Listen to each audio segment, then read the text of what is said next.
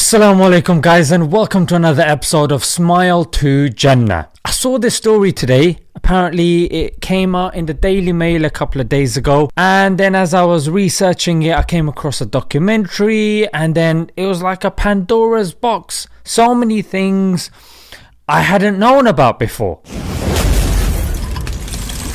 Smile to Jannah. If you're from the previous era, you'd know Princess Diana really well. If you're not, you probably know Prince Charles and Harry and William, probably more. But let me mold these two together, yeah? So, Princess Diana was the mother of Prince William and Harry of the UK. She was wife of the next heir to the throne, Prince Charles, and in 1997 she died in a suspicious, highly convenient accident in France. Diana was said to be deeply in love with a Muslim Pakistani heart surgeon, Hasnat Khan.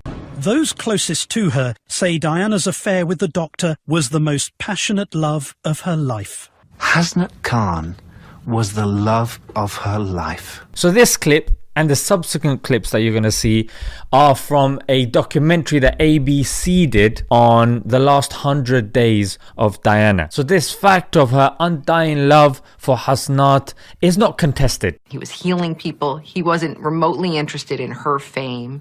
He obviously wasn't all that interested in his own appearance. He sort of had a paunch. He ate Kentucky Fried Chicken. I mean, it's definitely this sort of aggressive kind of normalcy. When I saw this, I actually had to pause it and I was like, I mean, you hear this sort of stuff in Disney cartoons, the Beauty and the Beast. Not that I'm calling him the Beast, but I mean, you can take a parallel from it in the sense that, you know, you've got a princess on the one side, and then on the other side you've got a guy with no six-pack, mate. He's got a one-pack. He looks like a typical Pakistani with the moustache and everything, but she went for him. She found him attractive. And this whole KFC thing shows he wasn't from a posh lifestyle. She would go to his flat, his dirty flat, and do his ironing. She didn't do her own ironing, but she did Hasnat's ironing. So let me get this straight.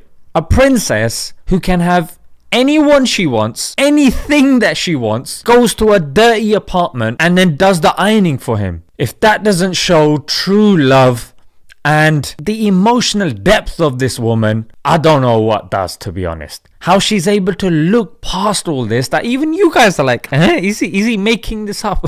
No. He was her personal chef. I remember the princess's weekend menu changed slightly. She was asking for, you know, curries and things like that. Well, who can blame him? I mean, if once you've had curry, you know what I'm saying? Like, that's the ultimate, like Gordon Ramsay said. I mean, how much bangers and mash are you going to have every day, mate? Yeah, you need the spices, you need the chili. She'd heard about Hasnat Khan.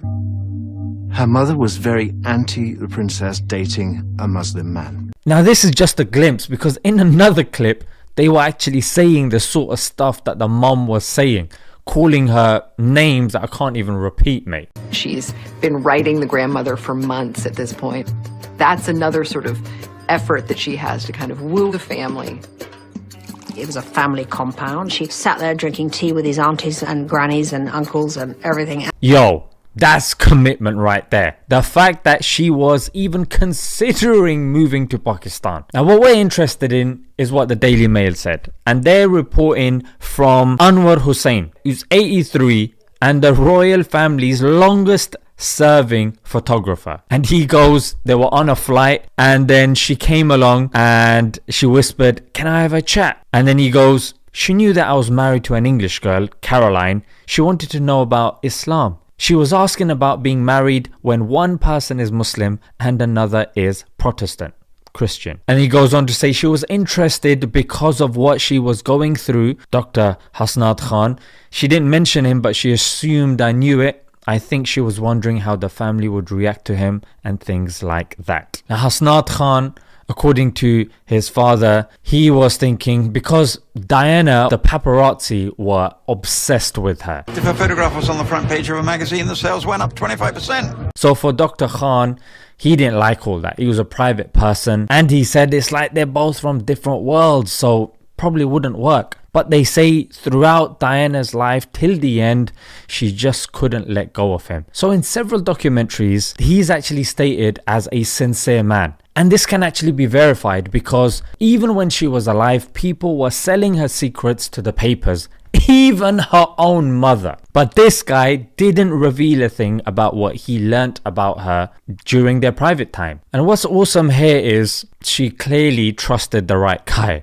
Yeah, and there was a reason, and this is the reason why she really liked him. Because even when she's passed away, he hasn't sold her down the river. And it's these sorts of qualities that people should look for when marrying somebody, because let's face it, looks fade. And this is something, who would have thought it, that we're learning from a princess of our era. She only passed away in 1997. And that's the beauty of this religion. It gives character, it gives morality, it gives that special je ne sais quoi. You know, she's not the only British royalty that fell for an Asian Muslim. Queen Victoria is very famous because she fell for Abdul Karim. And there's a book, and Hollywood even made a movie called Victoria and Abdul. Diana is very much loved. And adding emotionally mature to her repertoire only increases our adoration for such a sincere woman. Because even when she traveled, she did a lot of philanthropy. Yeah, she went and she helped with a lot of charities. She used her popularity to bring khair and positivity to people. Now, of course, I'm not going to ignore the fact that this was a, haram relationship and this and that. That goes without saying.